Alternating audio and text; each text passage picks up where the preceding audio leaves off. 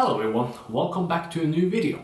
There was a debate in Norway a couple of weeks ago regarding the refugee crisis here in Norway, regarding the Ukraine and Russian war. Most people in Norway do welcome Ukraine refugees, but the debate was about the reaction to the current refugee crisis right now in 2022 and the refugee crisis that was happening in 2015. The two refugee crises, people did react very differently. For example, in 2015, there was constant debate and people were divided on how many refugees we should accepting from Syria. While the current situation now with the Ukraine refugees, all politicians in Norway are in favor of accepting as many refugees as possible from Ukraine, and there's no debate on how many people we should say yes to.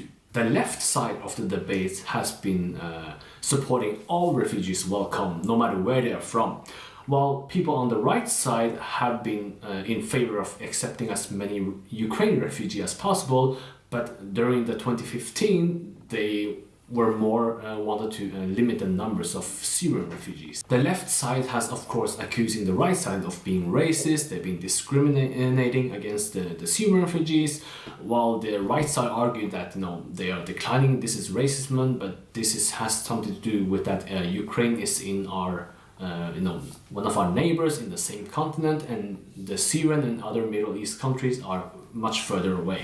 Let's now look at the comparison of the two refugee crises. According to migrant researcher Marta B. Agdal and author Siro Taraku, there are a lot of different reasons why we are reacting very differently in the current situation now and the one that was in 2015. In 2015, most refugees did came from Syria, but it was also a combination of people from a lot of different countries than just Syria alone. And more importantly, most of the refugees in 2015 were majority men. The current 2022 crisis right now, they're all coming from Ukraine, and most people who escape from Ukraine are women and children, and that triggered the emotional response from people in Europe that we want to help them because they're mostly women and children. Geographically, of course, play a role here, since Ukraine border a lot of EU countries, so it makes it a lot easier for them to travel to the border, since they have border with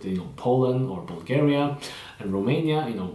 So the distance have a lot to say. The timeline between the two crises, unfortunately, the Syrian war is kind of been a little forgotten these days, while the Ukraine war is happening right now, and it did happen all of a sudden, and it's happening right in the European backyard. The reaction on the paperwork from Norwegian government are vastly different in the two crises. In 2015, each individual has to fill out paperwork for themselves, and it was more strict due to security concerns, while in 2022 the government gave all Ukrainian refugees collective protections. In other words, it's less paperwork. Terrorism and national security was also a big concern.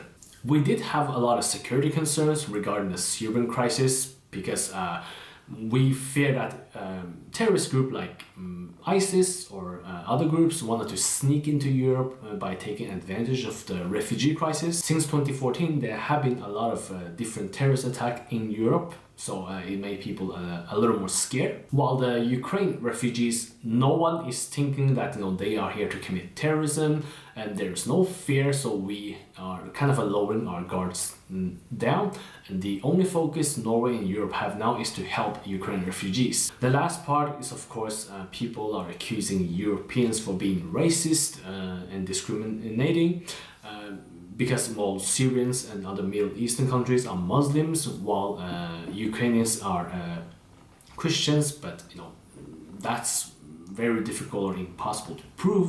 But for the record, a lot of European countries during 2015, despite being divided, they did accept over 1 million refugees from Syria into Europe, and including Norway, we accepted over 30,000 plus refugees from Syria.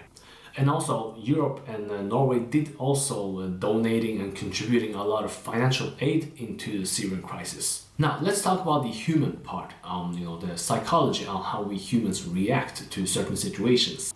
According to Sigrud Marie Moss, she is a scientist in psychology at the University of Oslo. She said that we humans do categorize people into in-groups and out-groups. Study shows that we are more positive towards people who are in the in-groups, like we remember positive things about them. We consider them as part of our own group, and we also have the need and wanting to help them more. And this does apply to a lot of other things, like we humans do tend to care more about people who are in our circle, like family and friends. You would probably be more likely to want to care about them than a total stranger on a different continent. And same thing with what's happening with the two different crises. Like Ukraine is much closer to us, so a lot of EU countries share a border with them.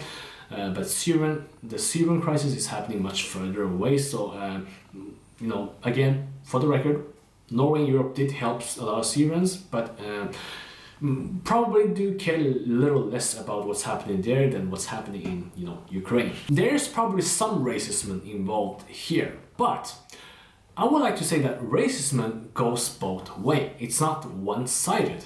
In the Ukraine crisis right now, we have heard and seen multiple stories from African students that's being pushed out of the train and buses by soldiers or police officers, by telling them to get off and that the Ukrainians come first, and then be treated like bullets or bombs is less dangerous to them, and they being forced to walk, and a lot of terrible discrimination at the different European borders. Of course, Ukraine want the world to support them, but for a lot of people, when they see story like these, it makes it a little harder for maybe a lot of African nations wanting to put their support behind Ukraine when they see how they treating the black people. And I'm not saying that all Ukrainians or Europeans are like that, but when you have so many different stories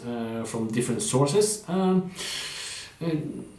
it still gives Ukraine a bad image overall. And also during the Syrian refugees coming to Norway, maybe people don't remember, but 2015 or in 2016 New Year's Eve in Germany, there was report over 1,000 sexual assault in one night in multiple different cities throughout Germany, where mostly immigrant or Muslim people were orchestrating and sexual assaulting German white women. Most of them were, the victims were white, and most of the perpetrators did have a Muslim background. And now, if this was like one or two case incident, you can say, yeah, this was an isolated incident, so we can't judge all Muslims. But 1,000 in one night at the same time and orchestrated, it will be hard for a lot of left people to try to defend and say, hey, don't judge all Muslims when you have the numbers in thousands at the same time. I want to end this video with a few questions that something that's been overlooked during the 2015 crisis. Why didn't the Gulf states and rich Arab countries accept even one refugee from Syria despite being geographically closer? Why did the media give the Arab countries a free pass and did not hold them accountable? Why do Europe still get criticism for the 2015 refugee crisis despite they did help millions of refugees coming to Europe and still giving financial aid even till this day, and they did way more than the Gulf and Arab states? So, what do you think about this video and the two refugee crisis? Leave a comment below and leave a like. Thank you all for watching. See you next time.